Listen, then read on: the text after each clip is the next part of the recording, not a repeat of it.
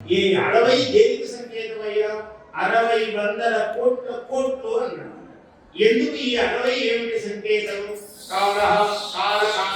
మహాశివుడే కాలకాలుడు అంటే 60 సంవత్సరాలు ప్రభవ విభవ అని మనం మొదలు పెడితే అక్షయ 60 సంవత్సరాలు అయ్యాయి. ఈ 60 సంవత్సరాలు ఒక 60 యుగాల తరబడి 60 కలుస్తూనే ఉన్నాయి మనకు. కాబట్టి కోట్ల కోట్ల కోట్ల సంవత్సరాలు కాలేదా?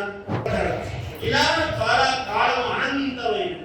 భారతీయ ఋషులు కాలాన్ని మహాద్భుతంగా సమీక్షించారు, జ్ఞానంలో దర్శనం చేసి మనకు చెప్పారు.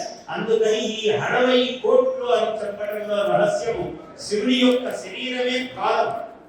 ఆయన అనంతముగా వ్యాపించి ఉన్నాడు ఈ బ్రహ్మాండ భాండములన్నీ కూడా.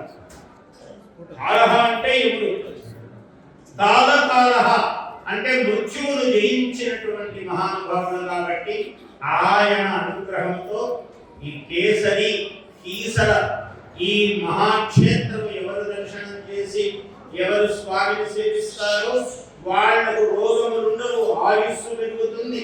ఇవన్నీ తక్షణము వచ్చేటువంటి కళ ఈ కీసర క్షేత్రం. ఇటువంటి క్షేత్రంలో మనం అందరం కూడా చెప్పుకుంటూ ఉన్నాం. శివ పురాణంలో అనేకమైన విశేషములు చెప్పాడు. అయ్యా మనమెంతటి వాళ్ళని సామాన్యుడు. ఒకప్పుడు ఒక మహాభక్తుడు యజ్ఞదత్తుడు అనే ఆయనకు ఒక కుమారుడు జన్మించాడు. చాలా గొప్పవాడు ఈ యజ్ఞదత్తుడు, ఎంతో పుణ్యాత్ముడు. పుణ్యాత్ముడైన వాడి కడుపులో ఒక పుణ్యాత్ముడు పుట్టాడు. ఈ పుణ్యాత్ముడు పుట్టి ఏం చేసేవాడట? ఈయన కేవలం కార్తీక మాసమనే కాదు, ఒక కార్తీకమును మొదలుకొని కార్తీకము వరకు అంటే ఆ 30 రోజులు ఈ 30 రోజులు కలుపుకొని మధ్య నెలలన్నీ కూడా రోజు ఉదయం మధ్యాహ్నం సాయంకాలం ఆగకుండా దీపములు వెలిగిస్తూ ఉండేవాడు. ఈయన చేసిన గొప్ప పని ఏమీ లేదంటే గొప్ప పని కాదా? మనం వారం రోజులు తింటే వారం రోజులు దీపం పెట్టాను గురువు గారు, నాకే ఫలం రాలేదని అడుగుతున్నాడు. అలా సంవత్సరాలు పెట్టాడు ఆయన మహానుభావుడు. కూడా వెలిగించాడు. శివ శివ శివ నమ శివాయ అనుకుంటూ దీపమును పెట్టాడు. ఈ పెట్టిన పుణ్యమునకు ఆయన ధైర్యమైన బలం వచ్చింది. వచ్చి కొన్ని సంవత్సరాల పాటు తపస్సు చేయగలిగినటువంటి శక్తి వచ్చింది ఆయన. ఈ శక్తి వచ్చినప్పుడు అసాధారణమైన తపస్సు చేశాడు పరమేశ్వరుడి గురించి. ఇంత తపస్సు చేస్తే పరమేశ్వరుడు పరమానంద భరితుడై అమ్మవారితో సహా ప్రత్యక్షమయ్యాడు. శివుడు ప్రత్యక్షమైతే ఆయన యజ్ఞదత్త కుమార అని పిలిచాడు. శివుడు ప్రత్యక్షమై పిలిస్తే ఆయన కళ్ళు ఇలా ఇలా తెరిచాడు. చిరకాలము తపస్సులో ఉన్నాడు కదా, ఆ కోటి సూర్య ప్రభాభాసమానమైనటువంటి స్వామి అమ్మవారు ఇద్దరు ఉన్నారు. కళ్ళు ఇలా తెరిచి చూడలేకపోతున్నాడు స్వామివారి యొక్క తేజస్సును. కళ్ళు మూతలు పడిపోతూ ఉన్నాయి. పడిపోతూ ఉంటే స్వామి ఏమైనా వరం కోరుకోరా అన్నాడు శివుడు ప్రేమతో. స్వామి ముందు నేను నా కళ్ళతో మీ దివ్య తేజస్సును చూసేటువంటి శక్తిని ప్రసాదించండి, ముందు నాకు మీ దివ్యమంగళ విగ్రహంను చూడగలిగే శక్తిని ప్రసాదించండి అని. ఆ శక్తిని ఇస్తున్నాను ఆయన చూడు అన్నాడు శివుడు. అతడు మెల్లగా కళ్ళను తెరిచి చూస్తూ ఉండగా ముందు ఇలా పాదాల వైపు ఆయన ఎడమవైపు ఆయనకు కుడివైపు అంటే అమ్మవారికి ఉన్నది కాబట్టి ఇలా చూస్తూ ఉండగా ఒక దివ్య పాదం కనపడ్డది. ఇలా పైకి చూస్తూ ఉన్నాడు. పరమ సౌందర్య రాశి అమ్మవారు కనపడుతూ ఉన్నాడు. పక్కన స్వామి కనపడుతూ ఉన్నాడు. ఆయన కనిపించింది. ఆహా ఈమె ఎంత సౌందర్యవతి, ఎంత గొప్ప తల్లి, ఈమె ఎంత పుణ్యాత్మురాలు, శివుడితో సమానముగా నిలబడి ఉన్నది. నేను చేసిన తపస్సు ఎంత ఈమె తపస్సు ముందు, నేను ఇంకా ఎంత తపస్సు చేయాలి కావాలంటే అని అమ్మవారి తపస్సును లెక్క వేస్తూ కూర్చున్నాడు. చూస్తుంటే అమ్మవారి ఇట్లా చూస్తుంది. ఏమిరా మీరు నా సౌందర్యమును నా తపస్సును భావన చేస్తున్నాడా అని ఇలా చూసింది. ఒక్కసారి చూస్తే ఆయనకు ఒక ఎడమ కన్ను చిట్లిపోయింది.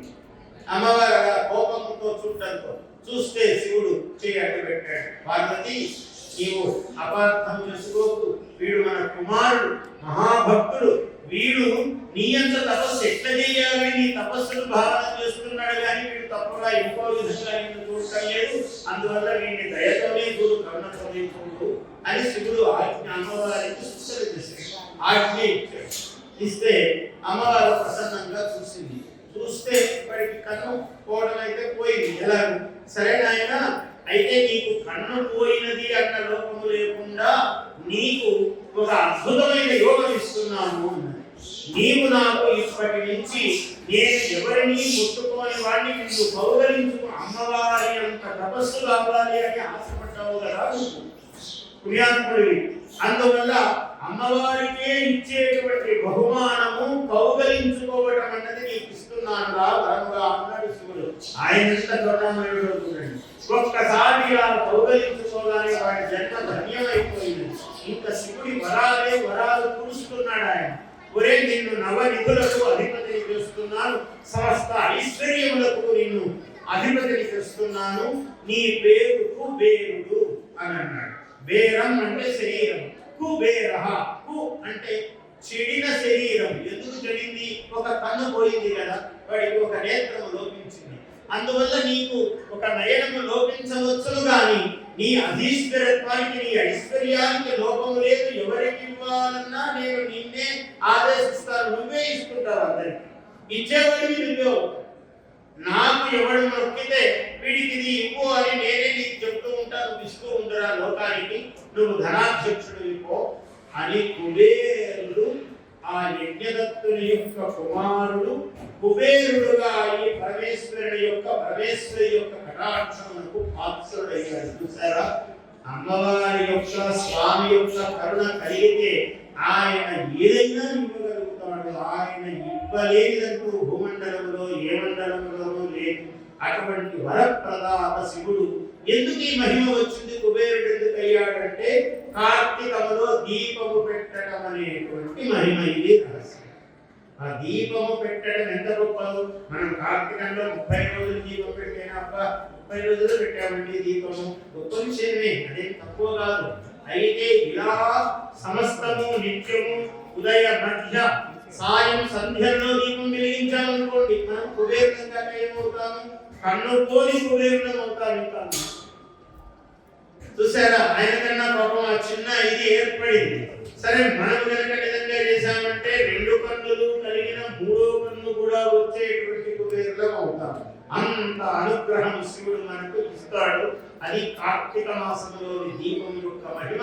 2 కార్తీకములు, ఈ కార్తీకం మొదలుపెట్టి మళ్ళీ కార్తీకం దాకా ఇలా చేశారనుకోండి, ఇలా 3 పర్యాయాలు చేశారనుకోండి, బ్రహ్మాండం మొత్తం పార్వతీ పరమేశ్వరులకు 3 ప్రదక్షిణాలు చేసినంత మహాఫలము లభిస్తుంది అటువంటి వాళ్లకు. ఇది శివపురాణంలో ఈ రహస్యం చెప్తూ ఉంది. Please subscribe to our YouTube channel. Like and share this video.